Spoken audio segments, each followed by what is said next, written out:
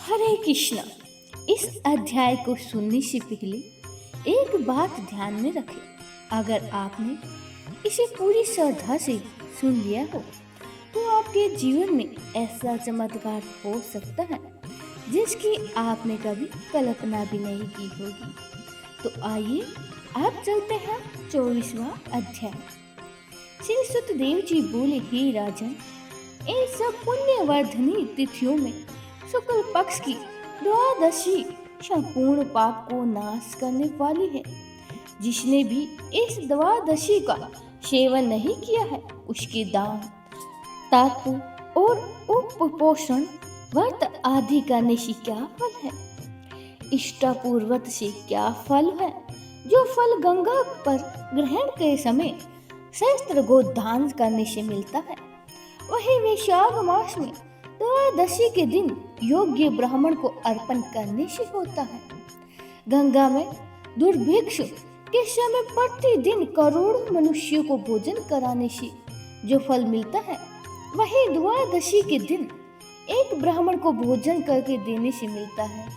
जो शुक्ल पक्ष की द्वादशी के दिन एक चुटकी अन्न भी सुपात्र ब्राह्मण को देता है, उसे कोटि ब्राह्मण भोज का फल मिलता है।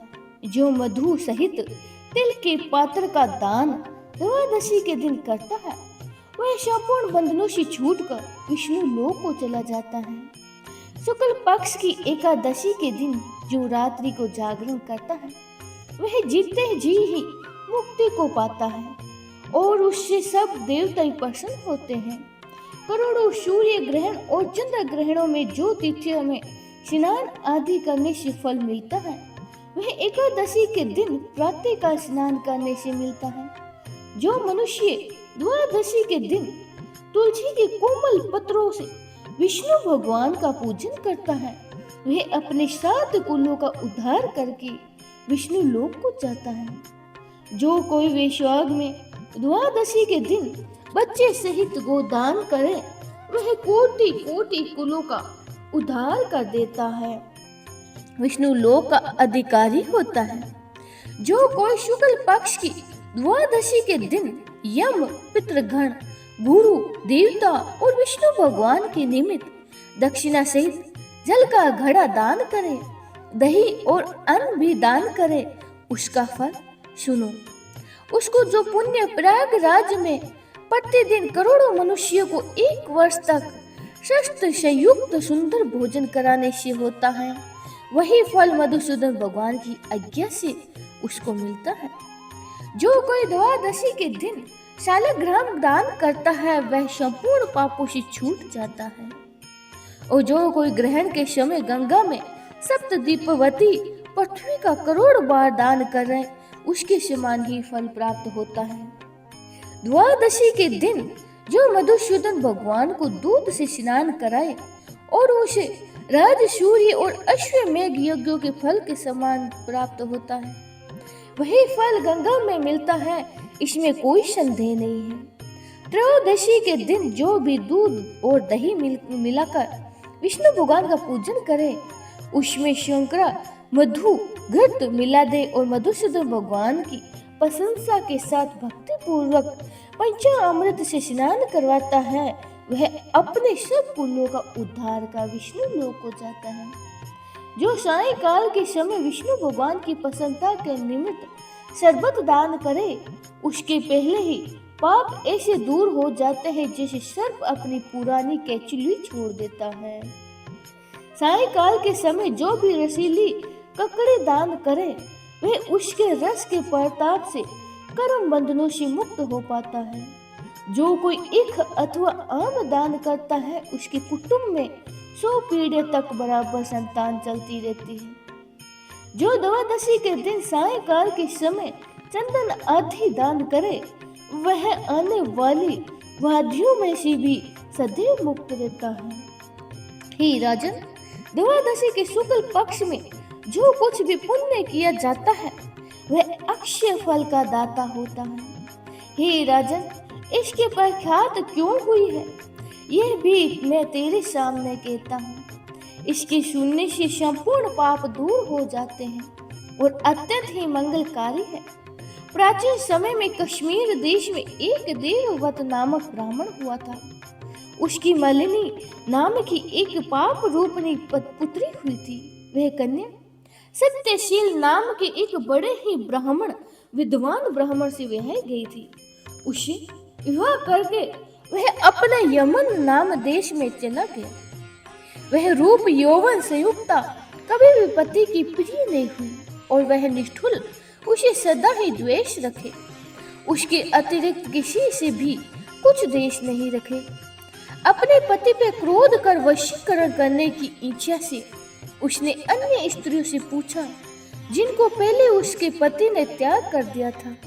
तब वह बोली, तेरा पति वशीभूत हो जाएगा, हमें अच्छी तरह विश्वास है। हमने तो वशीकरण की औषधि से अपने पति को वश में कर लिया है। तू योगिनी है के पास जा, वह सुंदर औषधि दे देगी। तू सोच विचार मत कर, तेरा पति तेरे दास के समान हो जाएगा। तब हे राजन, वह उसके कथा अनुसार योगिनी के मंदिर में जाकर योगिनी को अत्यंत ही पसंद करने लगी तथा वह दुराचारणी बहुत शीघ्र ही उस कुटिया में पहुंची जहाँ 100 स्तंभ बने हुए थे। वह कुटी बहुत ही लंबी चौड़ी कीर्तिमान थी। उसके चारों ओर झालरदार कपड़ा लगा हुआ था, जिसमें गोटा किनारे लगा हुआ था। बड़ी बड़ी दीवारों में चारों ओर सफेदी हो रही थी। दीपक जगमगा रहे थे। ऐसे शोभायमान स्थान में विराजित सेवा करने को आने वाले को देख रही थी। रुद्राक्ष की माला से जप कर रही थी। इस प्रकार योगिनी से जब उस स्त्री ने प्रार्थना की, तब योगिनी ने प्रसन्न होकर मन को शोभा कराने वाले मंत्र बतलाए। तब उसने नमस्कार कर पैर की हीरो से जड़ी हुई अंगूठी, जो बहुत ही चमक रही थी, वह उसे भेंट कर दी, जिसमें सुंदर चढ़ा हुआ सुवर्ण सूर्य की क्रांति के समान प्रकाश देता था। पाँव की अंगूठी देख योगिनी अत्यंत ही प्रसन्न हो गई। पति के अपमान से वर्थित हृदय का वृत्तांत जानकर हित की बात कहने लगी। ये रक्षा चूर्ण संपूर्ण प्राणियों को वश में करने वाला है। ये चूर्ण अपने पति को दे, उसकी गिरवा की रक्षा करना, तो तेरे पति तेरे वश में हो जाएंगे और किसी के पास ना जाएगा तथा तेरे दुराचरित्रों को भी देखकर भी कुछ नहीं कहेगा। वह उस चूर्ण को लेकर अपने घर आई और संध्या समय दूध में मिलाकर वह चूर्ण दे दिया और गिरवा की रक्षा कर दी। कुछ विचार नहीं किया। हे राजन, उस चूर्ण को पीने से उसे क्षय रोग हो गया, जिससे वह दिनों दिन क्षीण होने लगा और उसके ग्रह स्थान में दुष्ट घाव होने से कीड़े पड़ गए। जब कुछ दिनों में पति की ये दशा हो गई, तो वह दुष्ट और पुचली इच्छा पूर्वक विचरने लगी। तेज क्षीण हो जाने से व्याकुल इंद्रिय वाला वह पति रात दिन त्राय त्राय करके पुकारने लगा और बोला, हे शोभानी, मैं तेरा दास हूँ, मैं तेरी शरण में हूँ, मेरी रक्षा कर। मैं स्त्री की इच्छा नहीं करता हूँ। हे राजन, अपने पति के ऐसे वृत्तांत को सुनकर बहुत घबराई और सोचने लगी कि पति जीवित रहेगा तो मैं गहने कपड़े पहनती रहूंगी। ऐसा सोच दौड़कर वह योगिनी के पास गई और उससे सब वृत्तांत कहा। तब उसने पहली औषधि का दान शांत करने के निमित्त दूसरी औषधि दी। औषधि के देते ही तत्क्षण में उसका पति स्वस्थ हो गया। जिससे पहले चूर्ण से उत्पन्न हुआ दाह इससे शांत हुआ, तब से पति घर में ही रहता और उसके वशीभूत हो गया। घर के काम के बहाने से उत्पत्ति घर में आकर निवास करते। इसी प्रकार जब जाति के विचारी मनुष्य घर आते आते रहते, परंतु उसे स्त्री के आगे कुछ नहीं कहने की शक्ति न थी। इसी पाप के कारण उसके शरीर से भयानक पाप नाशक कीड़ा पड़ गए। उन कीड़ों में से उनकी नाक, जिह्वा और दोनों कान में छेद कर दिए, स्तन कट गए, उंगलियों को भी ठोट बंध गई और पांवों के भी लुले हो गए।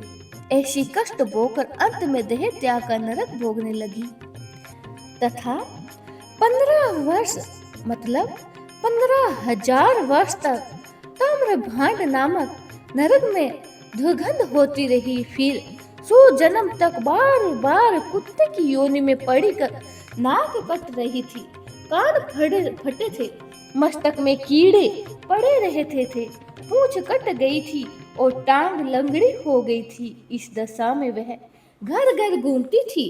पीछे शूरवीर देश में पद्म बंधु नामक ब्राह्मण की दासी के घर कुत्ते बनी और अत्यंत दुख से व्याकुल, कान टूटे, नाक कटी फटी और पूंछ छिन्न भिन्न, मस्तक में कीड़े भरे रहते थे, योनि में भी कीड़े पड़े रहते थे। इस प्रकार उस जन्म में भी अनेक कलेशों को सहकर करती थी। देवी योगी से जब कर्म फल पूरा हो गया तो वैशाख में मेष की संक्रांति में शुक्ल पक्ष की द्वादशी के दिन पद्म बंधु नामक पुत्र नदी में स्नान कर पवित्र होकर ढीले वस्त्रों से घर आया। वहां तुलसी स्तंभ के पास उसने अपने चरण धोए। उसी स्तंभ के नीचे वे कुत्ते सो रही थी। अतः सूर्य उदय होने से पहले वे कुत्ते उस चरणों के धोए हुए जल में लेट गए। उसके सब अशुभ कर्म तत्काल ही नष्ट हो गए और पूर्व जन्म की याद हो गई और अपने ही पूर्व जन्म के किए हुए कर्मों को सोच कर ताप से व्याकुल होकर बेचारी करुण स्वर में त्राही त्राही करने लगी और वह से व्याकुल होकर उस मुनि से अपने कर्मों का वर्णन करने लगी। मैंने अपने पति को विष दिया, फिर अनेक प्रकार के दुष्चरित्र किए। हे ब्राह्मण, जो कई धर्महीन दुराचारिणी स्त्री अपने पति को वश में करती हैं, वह मेरी ही भांति ताम्रभांड नामक नरक में डालकर तपाई जाती हैं। पति ही नाथ है, पति ही स्वामी है, पति ही देवता है। उसके साथ अनर्थ करके स्त्री सुख कैसे पा सकती है? जो कोई अपने पति को दुख देती है वे 100 जन्म पर्यंत कुत्ते की योनि पावे और शरीर में अखंड कीड़े पड़ जाते हैं। अंत में हे ब्राह्मण, स्त्री को उचित है कि वह सदा ही अपने पति की आज्ञा माने। मैं तुम्हारे सम्मुख खड़ी हूँ, यदि तुम आज मेरा उद्धार कर दो तो भी फिर मुझे नीच योनि नहीं मिलेगी। हे ब्राह्मण, मैं बड़ी ही दुष्टा, दुराचारिणी और खोटी हूँ। अपना सुकृत्य मुझे देकर मेरा उद्धार करो। वैशाख शुक्ल पक्ष में पुण्य को बढ़ाने वाली द्वादशी के दिन स्नान, दान आदि, अन्न भोजन आदि जो भी सुकृति अपने किया है वह मुझे दे दो। हे ब्राह्मण, इस सुकृति के प्रभाव से मेरी मुक्ति हो जाएगी। हे ब्राह्मण, द्वादशी के दिन जो भी मनुष्य घर में स्नान कर ले तो उसे संपूर्ण तीर्थों का फल मिल जाता है, इसमें कोई संदेह नहीं है। द्वादशी के दिन जो भी तप, दान, यज्ञ, होम, वेद आदि की पूजा किया जाए उसका अक्षय फल मिलता है। ऐसा फल तुम मुझे दे दो। जो लोग द्वादशी के दिन उपवास करते हैं, द्वादशी के दिन पारण करते हैं, उसी फल से अवश्य ही उन्हें मोक्ष की प्राप्ति होती है। हे माँ बाप, हे दीन वत्सल, मैं दीन हूँ, मेरे ऊपर दया करो। हे जनार्दन, भगवान दीनानाथ है, जगतपति हैं और तुम्हारे ही नाथ है। ऐसे भगवान के जन भी वैसे ही होते हैं जैसे, क्योंकि जैसा राजा वैसी ही प्रजा होती है। यमलोक के मार्ग को नाश करने वाले में अत्यंत ही दुखी हूँ, मेरी रक्षा करो। हे दीन वत्सल, मैं तुम्हारे द्वार पर रहने वाली दीन कुत्ते हूँ। ये तिथि सहस्त्र ब्रह्म हत्या, गो हत्या और करोड़ों आवागमन से उत्पन्न हुआ दोष भी नष्ट कर देता है। हे महामनु, इस तिथि में आपने जो भी महापुण्य किया है वह मुझे देकर मेरा उद्धार करो। मैं बड़ी ही दीन हूँ, व्याकुल हूँ, मेरी रक्षा करो। और अंत में हे देवर, मैं तुमको नमस्कार करती हूँ। ऐसे वचन सुनकर वह मुनि पुत्री कुत्या से बोली, हे कुत्या, अपने किए हुए कर्मों की सुख दुख रूपी फलों को प्राणी भोगता है। हे दुराचारणी, शुद्ध क्या करेगी? जिसने रक्षा चूर्ण आदि द्वारा अपने पति को वशीभूत किया है, साधु के प्रति जो पाप करता है वह उसी को दुख देता है, और जो पुण्य करता है वह उसी के दुख को हरण कर लेता है। पापी के लिए मनुष्य जो कुछ करता है वह पाप और पुण्य दोनों को नष्ट करता है।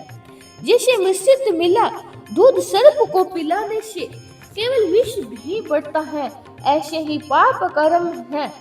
जब मुनि पुत्र ने ऐसा कहा तो कुत्ते अत्यंत ही दुख हुआ और वह ऊंचा मुख करके चित्कार करने लगी और उसके पिता से कहने लगी, हे पदबंधु, तुम्हारे द्वार पर पड़ी हुई मैं कुत्तिया हूँ, अतः मेरी रक्षा करो। मैं तुम्हारी उच्छिष्ट रोटी नित्य खाती हूँ, मेरी रक्षा करो, क्योंकि गृहस्थी महात्माओं के घर पर जो पड़े हैं उनका उद्धार करना आवश्यक कर्तव्य है, ऐसा वेद वेदांताओं का मत है। चंडाल कुत्ता ये सदा ही गृहस्थों के दया पात्र हैं और बलि भोजी है। आपने पाले हुए असमर्थ रोग से पीड़ित का जो उद्धार नहीं करते हैं वे अवश्य ही नरक में पड़े रहते हैं, इसमें कोई संदेह नहीं है। यह वेद वेदांतों का मत है। सब संसार का कर्ता एक ही परमात्मा है, वे सबको रचकर स्वयं ही सब जीवों को धराधरी रूप से पालन करता है।